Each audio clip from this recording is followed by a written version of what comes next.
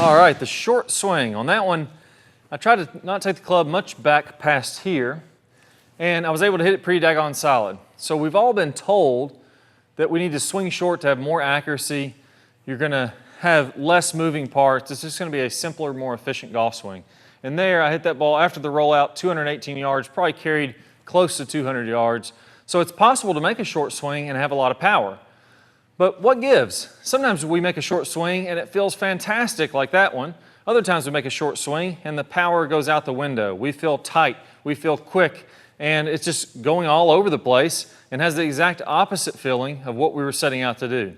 Let's talk about the right way and the wrong way to have a short swing so that you can be incredibly efficient no matter which you choose. So let's go ahead and talk about the wrong way. Here's the mistakes that I see players make when they're making a shorter swing. It starts from the legs up. And a lot of times people have the idea that the less things I move, the more consistent I'm going to be. Well, in golf, that can be true, but oftentimes just leads us down the complete wrong path.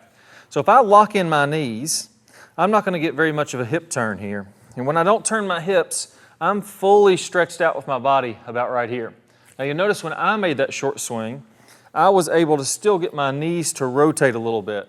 I still wanted my knees to kind of move back and forth. I almost imagine those like a piston. The right knee moves back as the left knee moves forward, and it allows the hips to rotate as that's happening. Go ahead and get that feeling right now. That unlocks your hips, and that allows you to have a lot of power and build up that power in the hips, even if you're only going to come back to here.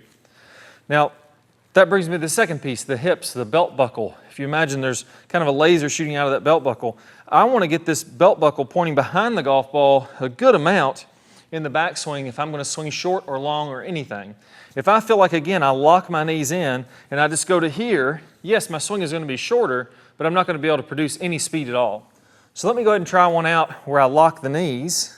I don't get much of a hip turn, and I'll make that same short swing again. So the last one, again, went 218 or so. Let's see what the carry was on that one. The carry was 205 with that little short swing.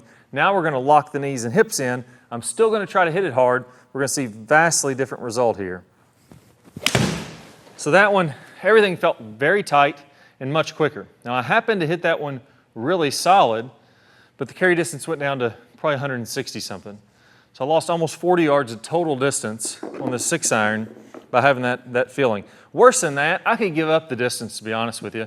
If I was hitting a dead solid pure, that would be okay, but it feels really rushed. When these knees don't move, I'm so tight once I get back to here, I just feel like I'm having to fire with everything I have.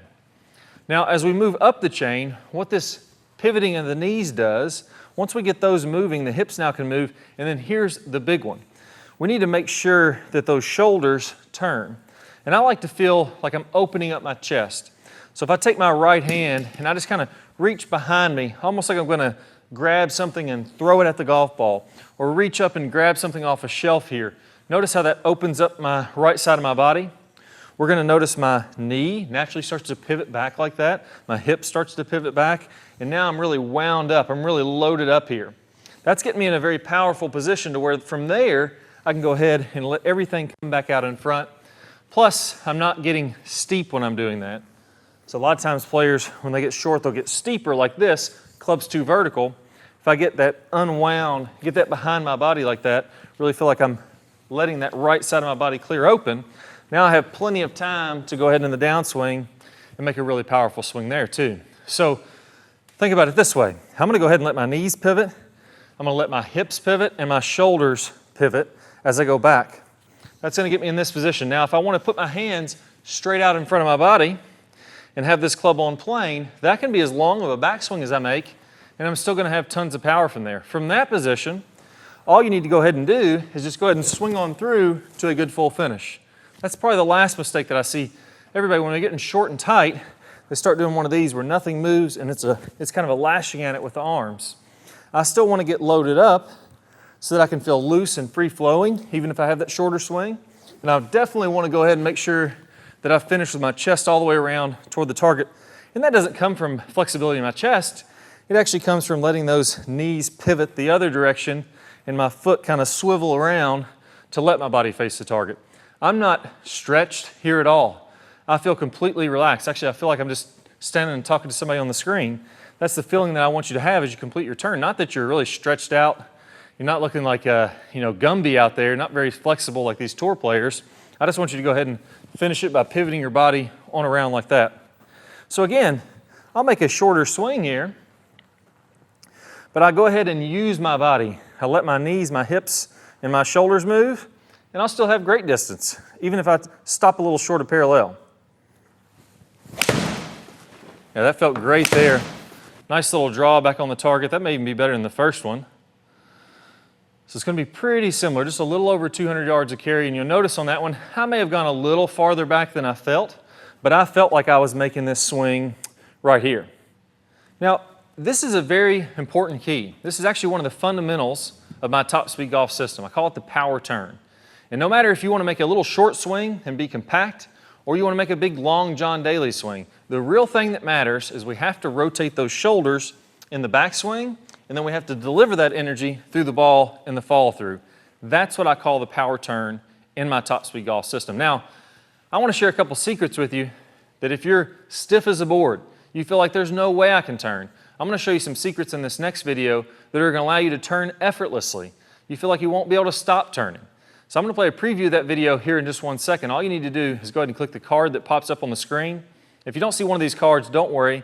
Just go down to the description below and click the link there. I'm going to share some secrets on how to unlock those hips and the upper body so that you can make more rotation than you ever thought possible. You can make that short swing, or heck, you want to make a long swing, anything's going to work, because this is the part that matters. It's not how far back this club goes. So I can't wait to see you in the next video. Let's go and get started getting that power turn and unlocking your body to have a very effortless golf swing. Most of the instruction out there today is killing you of your power. The things that they're telling you to do can make you hit it shorter, and worse than that, not even any more consistent. I'm going to go over some of the real secrets to powerful, consistent golf in this video. Let's go and get started. So here's some of the keys into making that happen. If you want to incorporate this in your swing, let me break it down exactly what you should do. Number one, let's focus on the belt buckle. This is another big misconception. I want to keep that belt buckle facing the ball so I can really stretch out my midsection and really get loaded up. I'm not a big fan of that. That's really going to kill your distance. In your backswing, I want to feel like that belt buckle rotates to the right and you really let your hips and legs be loose. Notice how my legs are moving here. I'm not trying to keep those rigid and tight, or I'm really just taking all the speed out of my swing. All right, so on that one, I really felt like I let my belt buckle rotate back. And a good key to this is feel like your knees are loose. Feel like when you make your backswing. Piece number two, let's go ahead and rotate our shoulders. When I let my lower body rotate, my upper body can rotate a lot better also. So if I let my hips move, my shoulders will move more. So here, once I've got my hips working well, I'm going to add to that my shoulders making a big rotation. On average, on the PGA Tour, players are getting about 120 degrees of shoulder rotation. I don't see hardly anybody getting less than 90 degrees. So it starts with the hips, knees nice and loose, allow the belt buckle to rotate, and then from there, so those are two really big keys. But here's the truth. There's one thing, and if you don't do this correctly, nothing else is going to work.